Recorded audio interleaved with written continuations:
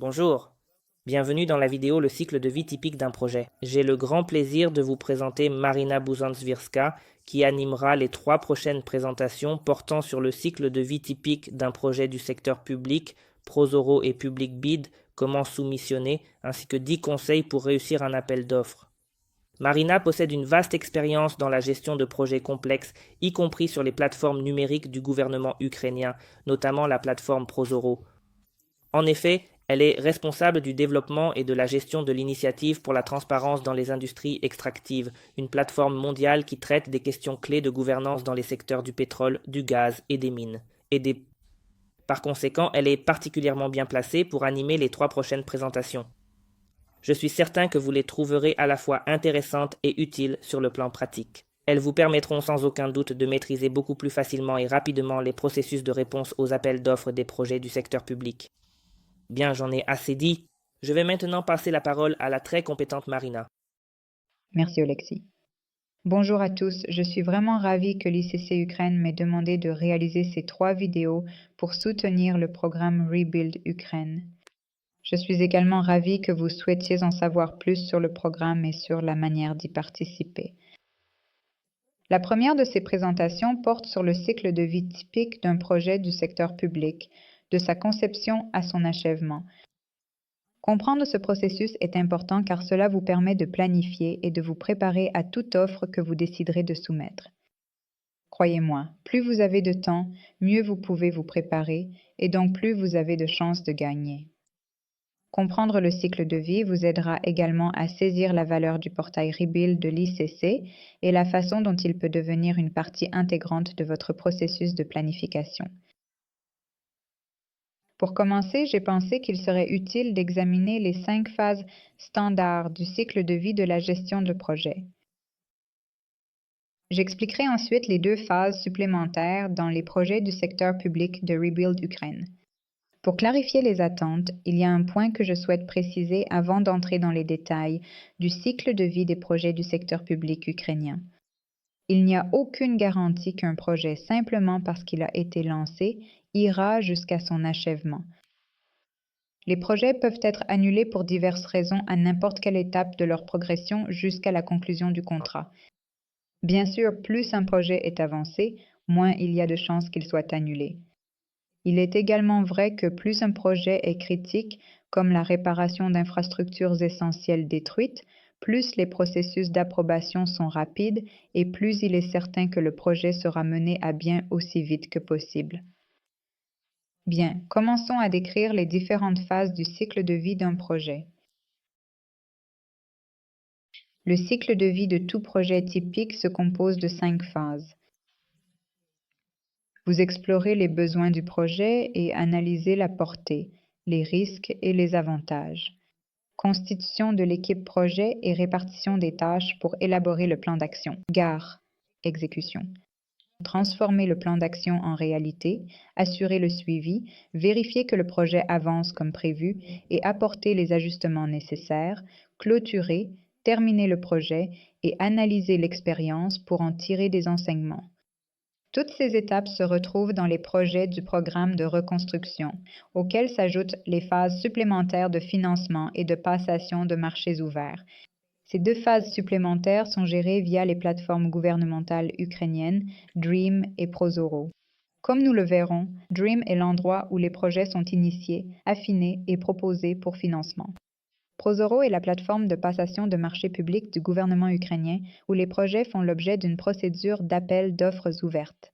Pour vous donner un aperçu de ces phases, sur la diapositive suivante, nous verrons un flux de projets simplifié.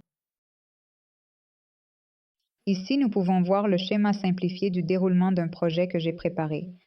Dans Dream, les projets sont initiés, affinés, budgétisés et préparés pour le financement et l'approbation. Une fois qu'un projet a été financé et approuvé, il est alors enregistré sur Prozoro où se déroule la procédure d'appel d'offres ouverte. Ce processus d'appel d'offres peut être résumé en 6 phases.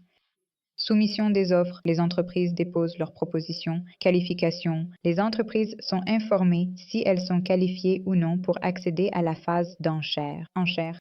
L'enchère a lieu. Attribution du contrat. Après l'enchère, une décision est prise pour déterminer qui a remporté le contrat. Ceci est basé sur des critères publiés, il ne devrait donc pas y avoir de surprise. Le gagnant conclut alors un contrat avec sa contrepartie. Les détails du gagnant sont ensuite publiés sur Prozoro.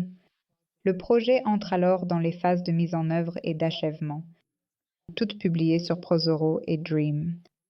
L'un des objectifs de ces deux plateformes est de fournir une traçabilité complète pour l'audit.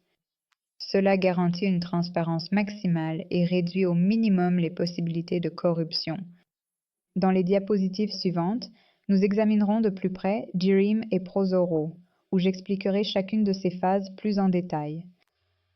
Bien, commençons par le début avec Dream. L'utilisation principale de Dream est de planifier et de suivre les flux financiers liés aux dépenses de relèvement et de reconstruction. Il permet aux communautés de développer et de proposer leurs propres projets prioritaires et de les associer au financement du gouvernement ukrainien et/ou à des financements internationaux. De la même manière, il permet aux donateurs et aux autorités gouvernementales soit d'associer des projets DREAM existants à leurs besoins de financement, soit de lancer des processus de sélection pour trouver des projets correspondant à leurs critères. Ici, vous pouvez voir le site web de DREAM. C'est ouvert à tout le monde.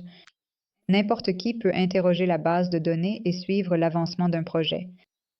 Pour votre commodité, j'ai inclus un lien vers le site web dans la description ci-dessous. Sur la prochaine diapositive, je vais décrire les différentes phases de DREAM plus en détail. Comme je l'ai mentionné plus haut, il existe plusieurs phases dans DREAM. Celles-ci sont regroupées sous deux statuts principaux de projet, initiation et actif. Commençons par l'initiation. Sous cette classification, nous avons 4 phases. L'initiation du projet commence au niveau de la communauté ou de l'agence, avec l'identification d'un besoin ou d'une tâche de reconstruction.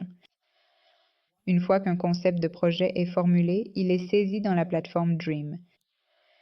Dream propose un formulaire numérique standardisé pour décrire le projet, y compris ses spécifications techniques détaillées, les plans du projet ou les devis quantitatifs, les critères d'éligibilité et le budget prévisionnel. Il s'agit souvent d'une estimation des coûts fixés comme plafond de l'offre de départ. Il y aura également les critères d'évaluation des offres. Vient ensuite l'étape de planification. Ici, l'accent est mis sur l'affinement de la proposition de projet et sur la garantie de son alignement avec des priorités stratégiques plus larges. L'Ukraine a mis en place un conseil d'investissement stratégique présidé par le Premier ministre et composé de ministres clés afin de coordonner le développement et l'évaluation des projets d'investissement public. Le projet passe ensuite à l'étape de budgétisation et d'approbation.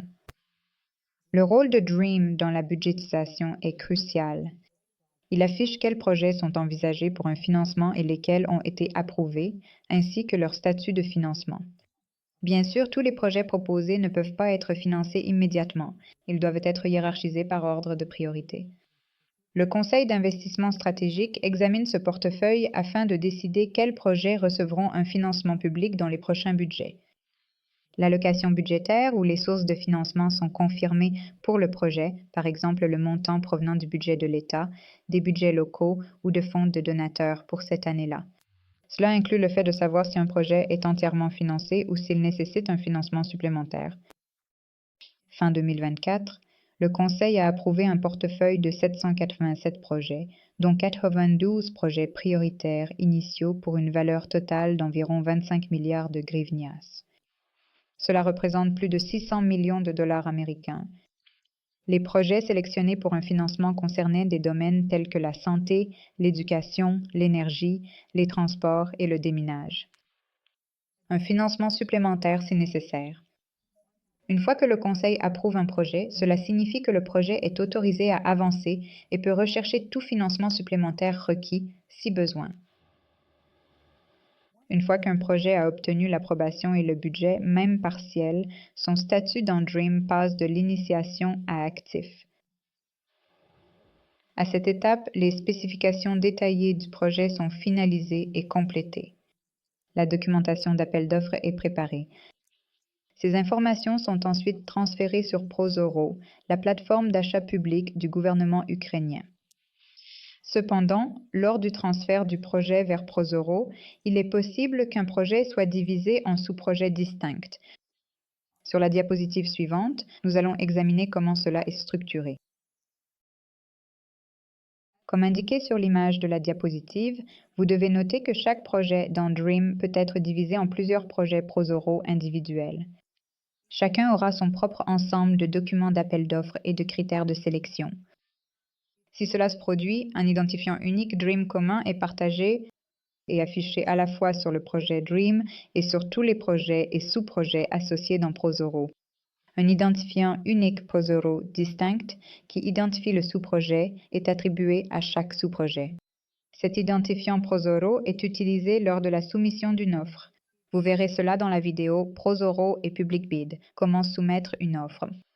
Vous devez également noter qu'il est tout à fait possible que ces sous-projets individuels avancent à des rythmes différents. Voyons maintenant Prozoro. Ici, vous pouvez voir le site principal de Prozoro. Encore une fois, pour votre commodité, j'ai inclus l'adresse du site web dans la description ci-dessous. Je pense qu'à ce stade, il vaut la peine de consacrer quelques mots supplémentaires à la description de Prozoro. Prozoro est une base de données électronique centralisée et open source permettant les marchés publics en Ukraine. Prozoro a été développé grâce à un effort conjoint de l'organisation Transparency International, du ministère du Développement économique et du commerce d'Ukraine, de bénévoles, d'ONG et d'autres participants. Elle est antérieure à Dream, qui a été créé spécifiquement pour le programme Rebuild Ukraine, tandis que Prozoro traite tous les contrats du secteur public. La plateforme Prozoro appartient et est exploitée par l'entreprise d'État Prozoro. Selon la loi, les institutions ukrainiennes suivantes sont tenues d'effectuer leurs achats via Prozoro. Les autorités exécutives centrales de l'État, telles que les ministères, les monopoles comme les chemins de fer ukrainiens, les autorités locales, telles que les administrations municipales, les entreprises communales. Ce sont des entreprises détenues par les collectivités locales. Comme vous pouvez l'imaginer, Prozoro traite des dizaines de milliers de contrats chaque année. Prozoro permet de nombreux types de procédures d'achat, chacune avec ses propres phases et statuts. Pour simplifier, je vais décrire le processus Open Bidding with Features, qui s'applique à la grande majorité des projets du secteur public financés dans le cadre du programme Rebuild Ukraine. Passons-les en revue sur la diapositive suivante. Phase et statut des projets Prozoro. Selon la loi, tous les contrats du secteur public ukrainien doivent être publiés sur Prozoro, pas seulement les projets Rebuild Ukraine. Toutes les informations pertinentes et les processus contractuels sont menés et enregistrés via Prozoro. Le processus Open Bidding with Features suit cette procédure structurée. Comme je l'ai expliqué il y a 2 diapositives, dans Dream, l'entité adjudicatrice publie les détails de l'appel d'offres dans Dream qui sont ensuite transférés sur Prozoro. Les entrepreneurs ou fournisseurs intéressés peuvent désormais soumettre leurs offres électroniquement. La plateforme Prozoro garantit que toutes les offres restent confidentielles jusqu'à la clôture de la période de soumission. Qualification. Les soumissionnaires qualifiés sont informés et invités à participer à une enchère. Un soumissionnaire qualifié est celui qui a satisfait à toutes les exigences techniques et administratives de l'appel d'offres. Cela ne signifie pas qu'il a fait la meilleure offre. L'enchère a lieu. L'enchère est organisée. En commençant par le prix le plus bas, les soumissionnaires qualifiés présentent alors leurs offres finales. Les soumissionnaires ont la possibilité de réviser leur offre 3 fois. Le gagnant est déclaré. Après l'enchère, l'entité adjudicatrice évalue l'offre la plus basse par rapport aux exigences publiées de l'appel d'offres.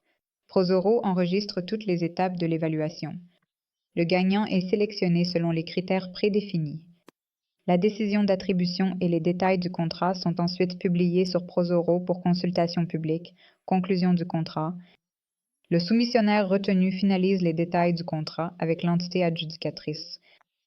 Prozoro enregistre les détails du contrat, y compris le prix convenu, le calendrier ainsi que le nom et les coordonnées du contractant. Le contrat et tout avenant ou modification ultérieure sont librement accessibles depuis la plateforme. Une fois la passation de marché terminée et les contractants engagés, le projet entre dans la phase de mise en œuvre. Cela implique les travaux de construction proprement dits, la prestation de services ou toute autre activité prévue par le projet. Le suivi est essentiel à cette étape pour garantir que le projet reste conforme au budget et au calendrier et qu'il atteigne les résultats escomptés. Cela semble faire beaucoup d'étapes à franchir avant qu'un contrat ne soit attribué, n'est-ce pas? Je comprends qu'en plus de connaître les processus, il est également important d'avoir une idée des délais. Malheureusement, il est impossible de définir un calendrier type pour un projet qui se trouve dans Dream. Le délai entre la publication initiale et l'approbation pour publication sur Prozoro dépend de trop nombreux facteurs. Cependant, une fois qu'un projet est publié sur Prozoro, il devient possible d'estimer le calendrier que je vais vous présenter sur la prochaine diapositive. Ici, je vous présente un calendrier type pour un projet Prozoro. Il va sans dire que plus le projet est complexe et important, plus le délai sera long. Le processus d'appel d'offres commence par la publication de l'appel d'offres. Cela vous indiquera également la date limite de soumission des offres. Votre tâche consiste à préparer la documentation. Plus vous préparez de brouillons avant l'ouverture officielle de la période de soumission, plus vous pourrez finaliser rapidement ce processus. Prévoyez quelques jours à au maximum 2 semaines.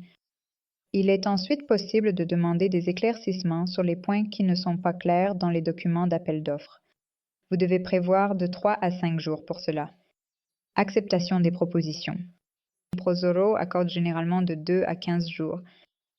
Si votre proposition est acceptée, vous serez alors informé et une date pour l'enchère vous sera communiquée. L'enchère elle-même peut durer de seulement 10 minutes à plusieurs heures. Prozoro nécessite ensuite généralement jusqu'à 20 jours ouvrables pour évaluer les propositions et les prix finaux.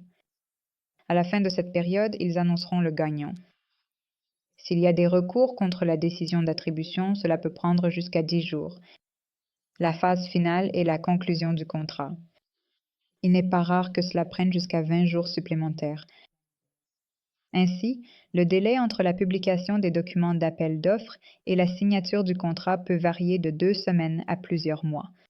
Le temps nécessaire à l'exécution du contrat dépendra bien entendu de la nature du contrat et de ses conditions. Nous avons abordé beaucoup de détails ici, alors récapitulons où nous en sommes et quels sont les processus existants.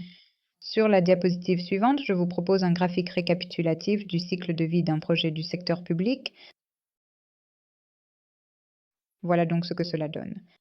Vous pouvez voir que les projets commencent leur parcours dans Dream avec la phase d'initiation qui comprend l'enregistrement du projet et la planification initiale. Ensuite, le projet avance vers la budgétisation et l'approbation du projet. Si un financement supplémentaire est nécessaire, à condition que le projet ait été approuvé, il peut tout de même passer à la phase suivante et devenir actif. Dans la phase active du projet, les spécifications détaillées du projet ainsi que l'appel d'offres sont finalisées. Une fois cela accompli, le projet est prêt à être enregistré dans Prozoro. Il faut préciser que je ne peux pas vous donner de calendrier standard entre l'initiation du projet et son enregistrement dans Prozoro. Lors du processus de transfert de Dream vers Prozoro, il est possible qu'un projet unique soit divisé en sous-projets distincts, chacun avec sa propre documentation et son propre calendrier. Une fois que le projet ou le sous-projet est enregistré dans Prozoro, l'appel d'offres est publié et ouvert aux soumissions. Les offres qui répondent aux spécifications techniques et administratives requises sont alors invitées à participer à l'enchère. L'enchère a lieu. Les offres, accompagnées des prix finaux, sont évaluées et un gagnant est désigné. Les contrats sont ensuite négociés et conclus. Comme je l'ai indiqué sur la diapositive précédente, le délai estimé entre la publication sur Prozoro et la conclusion du contrat varie de 2 semaines à plusieurs mois. La durée dépendra de 2 facteurs clés, la complexité et la taille du projet, ainsi que l'urgence de sa réalisation. Voilà, c'est la fin de la première de mes 3 vidéos. Il ne me reste plus qu'à ajouter quelques remarques de conclusion. J'espère que vous avez trouvé cette vidéo consacrée au cycle de vie typique d'un projet intéressante et utile. J'ai fourni les informations qui, selon moi, vous aideront à mieux comprendre le processus d'appel d'offres qui sera abordé dans la prochaine vidéo de cette série. Si vous avez des questions, n'hésitez pas à me contacter. Mes coordonnées figurent sur cette diapositive et dans la description ci-dessous.